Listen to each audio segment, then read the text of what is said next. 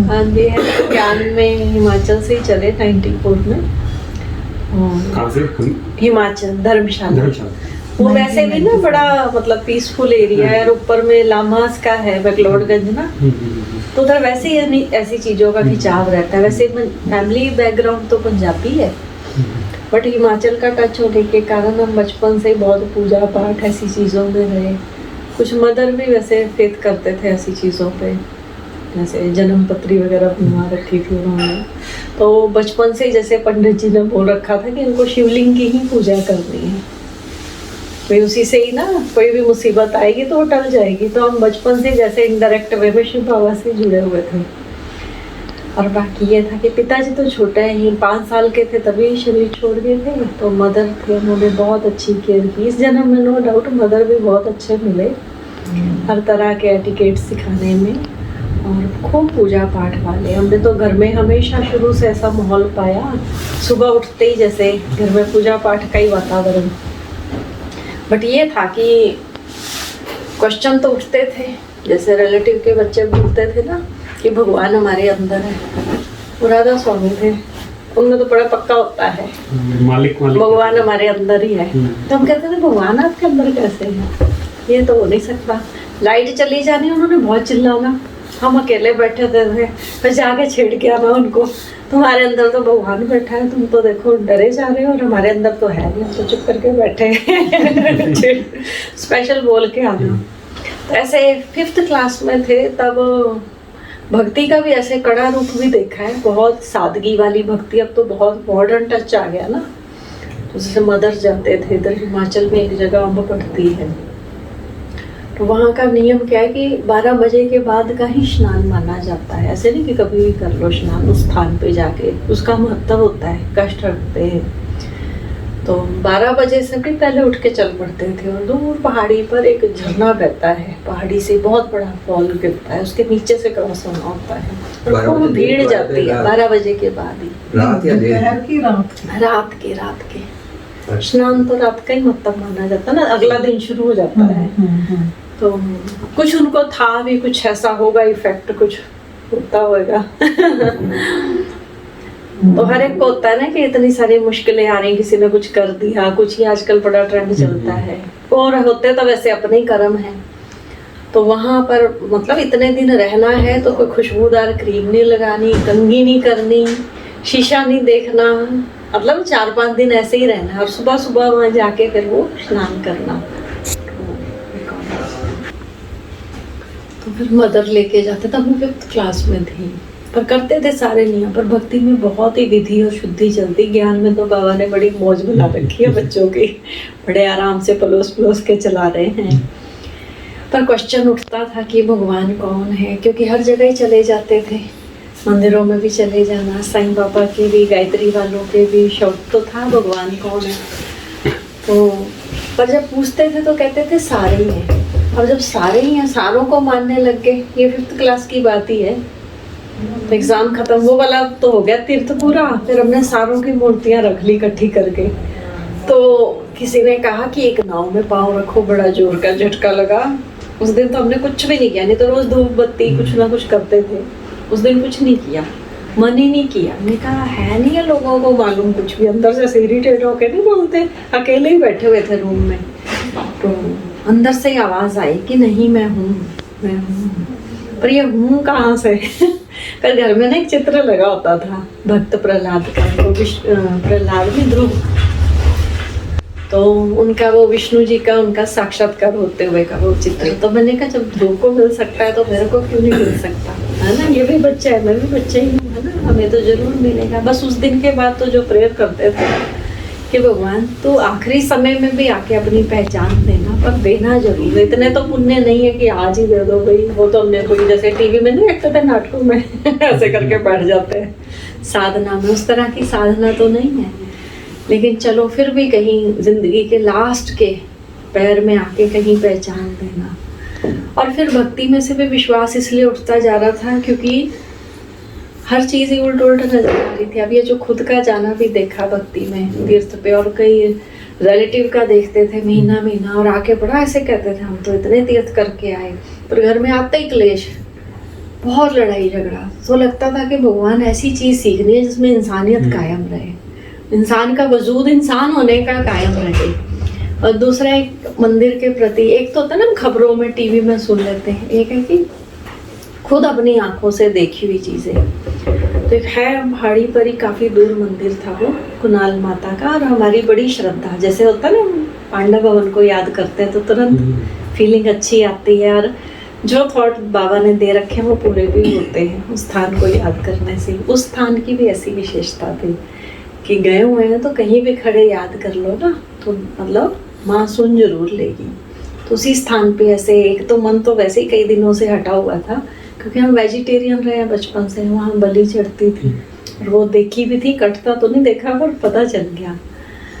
और दूसरा क्या, वो पुजारी जी सबको तिलक दें, है ना, हम तो इधर हो गए साइड पे, ग्रिल लगी होती है इधर कोने में बैठे हुए हैं, और बहुत कुनाल में ना पत्थर कोई बोला है बहुत, जैसे वो कुंडी नहीं होती जिसमें मसाला पीसते हैं, तो वो काफी चौड़ा इतना होएगा, इतना मोटी चौड़ाई उसकी, और बीच में उसमें पानी आता है नेचुरल, तो उसको बोलते हैं कुणाल माता का वो स्थान ना। तो ऐसे तिलक लिया, हम इधर आ गए। उस टाइम होंगे कोई 7th क्लास में, हम तो बच्चे थे, हमें तो क्या ही कहना था, पर मैं सामने आई नहीं। तो उसके बाद सामने आई तो वैसे ही ध्यान चला गया। ऐसे तो मदर थोड़ा बताते थे, जैसे आजकल छोटे बच्चों को आगाह करते हैं ये दुनिया कैसी है। तो फिर अचानक मेरा ध्यान चला गया ऐसे देखते देखते ना, ऐसे उसको गौर से, क्योंकि आगे पीछे तो रश इतना होता था, अंदर का वो सीन देख ही नहीं पाते थे। तो ऐसे पुजारी की ना शक्ल पे चला गया, वो क्या करे, बड़ी बड़ी लेडीज को, जवान लड़कियों को तिलक दे और ऐसे करे। हमने कहा हमें तो किया नहीं जैसे पता नहीं कौन सा लड्डू मिल रहा था। तो कई देर से देखा, पर जब मैंने सामने जाके देखा ना, ऐसे साइड से दिखा था सीन, तो मैंने कहा वो ये तो ठीक नहीं है, तो कुछ और ही चीज है, ये तो शुक्र है बच गए ना। ऐसे व्यक्ति का तो हाथ लगाना भी ऐसे दूषित करने वाली बात है। तो वो चीजें समझ आ गई। दूसरा, जिस गुरुद्वारे में जाते थे वहाँ जो कीर्तन करने वाला बंदा था ना, बहुत मिठास थी उसकी आवाज में, इतना मन लगता था, मतलब जैसे हर एक का अपनी अपनी आस्था अनुसार परमात्मा पे मन फोकस हो जाता था, बहुत अच्छी एकाग्रता। तो थोड़े दिन बाद उसका भी अखबार में मोटा मोटा निकल आया टेररिस्ट की हिट लिस्ट में, और काफी उसके उस स्थान पे भी, जैसे गुरुद्वारे का निचला फ्लोर था ना, उसमें उसका सामान निकला काफी, बारूद बंदूक जो भी। तो फिर लगा कि ये क्या चीज़ है, मन जैसे हटता नहीं है, कंफ्यूजन चल रही थी। फिर तो थोड़ा ट्रैक चेंज हुआ, फिर ये गायत्री वालों के उनके जो भी हवन होते हैं उनमें जाना, साईं बाबा के जाना शुरू कर दिया। और देखो बाबा इसीलिए कहते हैं कि मेरा ना परिचय जरूर देते रहो, और दिल से दो, वो काम करेगा ही करेगा, क्योंकि ऐसी जादुई ताकत है ना बाबा के परिचय में। ये तो कहते हैं ना असर करेगी करेगी, किसी पे जल्दी काम करती, किसी पे नहीं। देखो इसकी बुक ना मेरी क्लासमेट ने मेरे को 7th क्लास में दी थी, तो तब हमने कॉमिक समझ के पलटे पन्ने, तो समझ नहीं आई इतनी गहरी हिंदी, तो उसमें जो पथ प्रदर्शनी नहीं अपनी।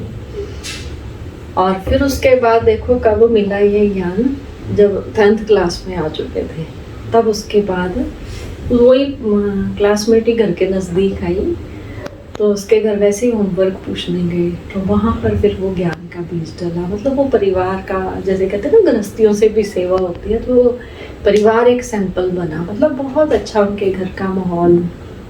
और वहीं पर ही वो भाई जी थे, कुमार भाई थे, उन्होंने मेरे को बिल्कुल ही 15 मिनट में जो सुनाया ना, इतना फटाफट फटाफट, तो उसी से ही बुद्धि के कपाट खुल गए और दिमाग में आ गया कि हाँ जिसे ढूंढ रहे थे वो मिल गया।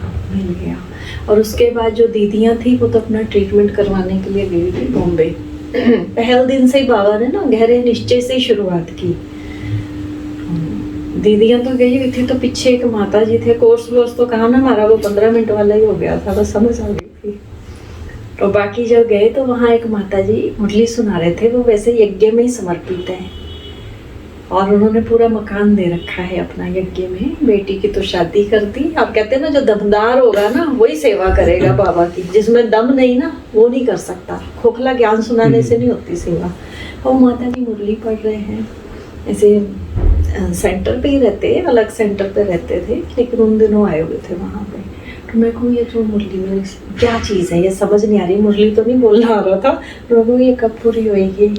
पर ऐसे ही मेरा ऐसे करते करते ना ध्यान गया ऐसे उनके फेस पे, एकदम इतना बड़ा लाइट का ऑरा उनके पीछे बैकग्राउंड में।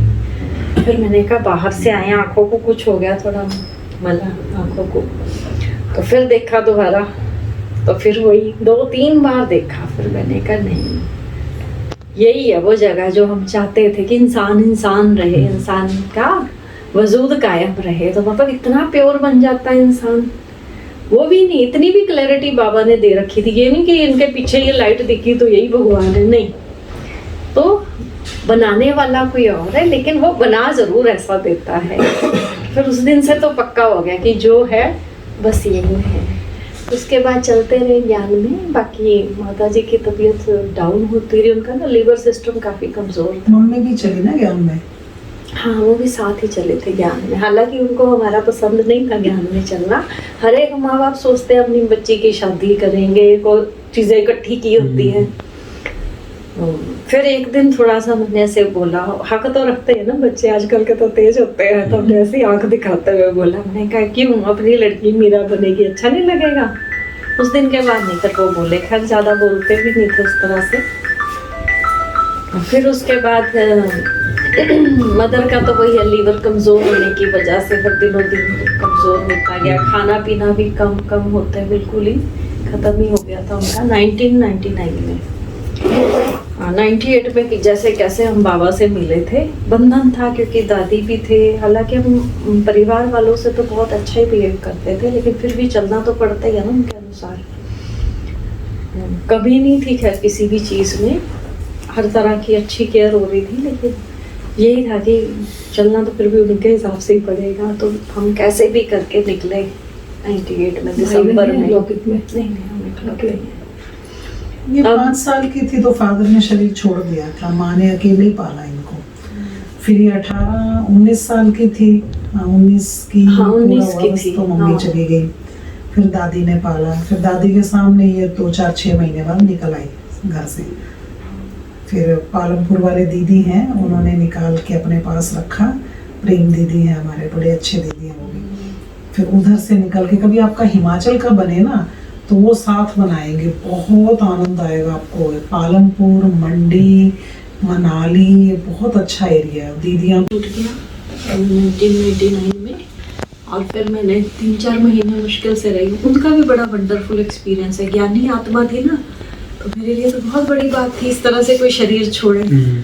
और मेमोरी लॉस तो उनका 10 दिन पहले होने लग गया था, पर मुझे एक ही डर था, अंतमति सोगति। तो रोज शाम को कोर्स वाली बुक लेके बैठ जाती थी कि इनको कैसे भी करके ज्ञान नहीं भूलना चाहिए। शरीर भले वो भाई कर्म है हर एक के, तो वो तो चलो जो है सो होना ही है, पर अंदर से लगता था कि पूछने वाला कोई नहीं रहेगा। वो केयर भी बहुत ज्यादा करते थे, बेड पे बड़े बड़े पूछते रहते थे। तो फिर उन्होंने मतलब लास्ट टाइम जिस दिन शरीर छोड़ना था उस दिन था भी थर्सडे। जाने से पहले कहते खीर, फिर खीर फटाफट बनाई जैसे कैसे करके, वो तो जल्दी जल्दी वाली बनेगी, वो उनको खिलाई। और बिल्कुल ही जैसे मधुबन बाबा और मेरे लिए, मैं तो महारानी हूँ, मेरे तो 84 जन्म पूरे हो गए। कोई जाने वाला ऐसी ऐसी बातें बोले तो बड़ा वंडर है। और फिर उनको उतार लिया था बेड से नीचे, जैसे गोदी में सिर रखा हुआ था। उसी वक्त जैसे उन्होंने हाँ करके ऐसे शरीर छोड़ा, तो उसी वक्त ही सीन दिख गया था। बाबा वतन में उनको बहुत बड़ा फूलों का गुलदस्ता देके वेलकम कर रहे हैं। तो वैसे इन चीज़ों से वैसे ही हो जाता है इंसान निश्चिंत। तो फिर मैं 3-4 महीने रही होंगी। हालांकि क्रिया के टाइम सारे रिश्तेदार इकट्ठे थे, वो भी पंजाबी। हम तो बिल्कुल ही छोटे से, वो तो उस वक्त जरा भी ना करते तो पकड़ के कहीं रख ही आते। और फिर सारों के बीच में मैंने कहा नहीं अभी पढ़ना है और दादी के पास रहना है। तो हालांकि सुना दिया था अगर तू वहाँ गई ब्रह्म कुमारियों के, ब्रह्मा कुमारियाँ तो बोलते नहीं, बोलो ब्रह्म कुमारी बोलते हैं, वहाँ गई तो तेरे को तो वैसे ही बेदखल कर देंगे। चलो फिर निकलना ही था। फिर धर्मशाला से हट के है पालमपुर, 1 घंटे का रास्ता है। तो वहाँ वाली दीदियों को फिर मैंने फ़ोन करके मैं कहा यही निकालेंगे, क्योंकि यहाँ तो रहना भी मेरे लिए खतरे से खाली नहीं है। तो उन्होंने फिर अचल दीदी से बात की। तो फिर मेरा मधुबन जाना हुआ पहले डायरेक्ट, और फिर वहाँ भ्राता जी ने, जिनका भी सुन रहे ना तबीयत कैसे चल रहा है, इन्होंने तपस्या धाम के बाहर मेरा सारा पूछा, मेरी सारी पास्ट हिस्ट्री, तो वो इनको डिटेल बताई। फिर उन्होंने अचल दीदी को बताई, तो फिर चंडीगढ़ के लिए परमिशन मिली। फिर इधर आए तो फिर जैसे होता है ना, सेवा करते करते कभी थकावट भी हो जाती, कभी शरीर ठीक नहीं, तो एक दिन ऐसे ही मदर की याद आ गई नींद में ना, तो अंदर से थोड़ा लगा कि क्या है, अब कोई पूछेगा कौन, मेरे को ऐसे होएगा तो उसी दिन भट्टी थी शाम को ना कुमारियों की, तो हम उसमें बैठे हुए थे, तो तभी अचल दीदी सामने थे। तो ये ना, ये गूंजने वाला बहुत चलता है हमारे साथ अंदर ही कुछ गूंज जाता है, क्या होता है वो नहीं पता, आवाजें बड़ी गूंजती हैं ऐसे। तो उसी वक्त आवाज आई कि किसको देख रहे हो, किसको याद कर रहे हो, जिसको याद कर रहे हो वो सामने है। फिर मेरा ऐसे ध्यान दिया, मैं क्या हाँ सामने है, वो तो चले गए, अब यही है जो है।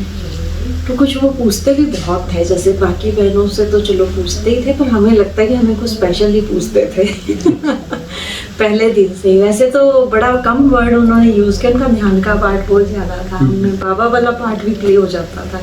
शुरू में सुनते थे ना, बाबा ज्ञान सुनाने के लिए शरीर यूज करते थे, तो उनका तो पालना देने के लिए हम लोगों ने बहुत ज्यादा ये वाला रूप देखा है।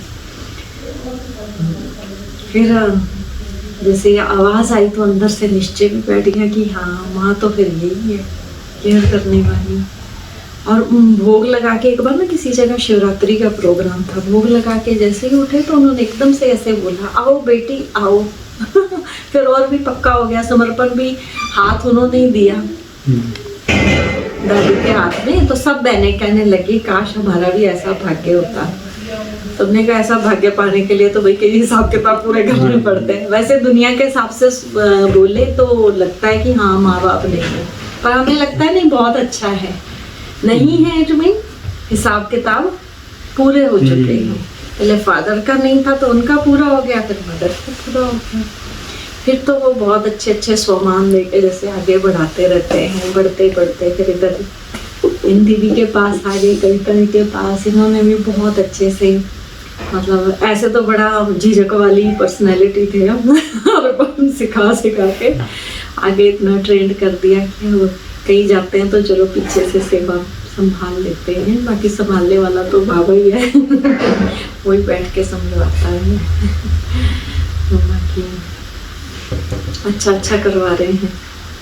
कई चीजें जो अंदर की विशेषताएं होती है ना वो काम करती है। देखो चलो कई चीजों के तो मूल संस्कार होते हैं, जन्म से चले आ रहे हैं, भाई बहुत लोगों के बीच में बोले नहीं, झिझक है, ये है, लेकिन जो गहरा संस्कार है ना अंदर का वो है ईमानदारी का। मतलब इतनी सहज ईमानदार, इनको ये भी नहीं सोचना पड़ता कि मैं ईमानदार हूँ। यज्ञ के प्रति ईमानदार, सेवा के प्रति ईमानदार, अपने बड़ों के प्रति ईमानदार, वफादार बहुत।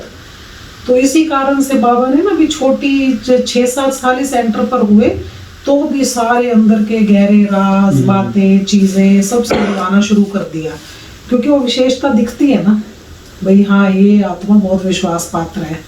तो इसीलिए वो बाकी चीजें तो ऊपर की हैं, ये आ जाती हैं, भाषण करना, बोलना, फेस करना, है ना, तो ये तो आ जाता है। कई बार नहीं होता तो थोड़ा सा समझा भी दिया जाता, वो आए आपने उनका एड्रेस नहीं लिया, उनसे बात नहीं की, पूछा नहीं, वो तो धीरे धीरे 2-4-5 बार टोकेंगे तो आ जाएगी।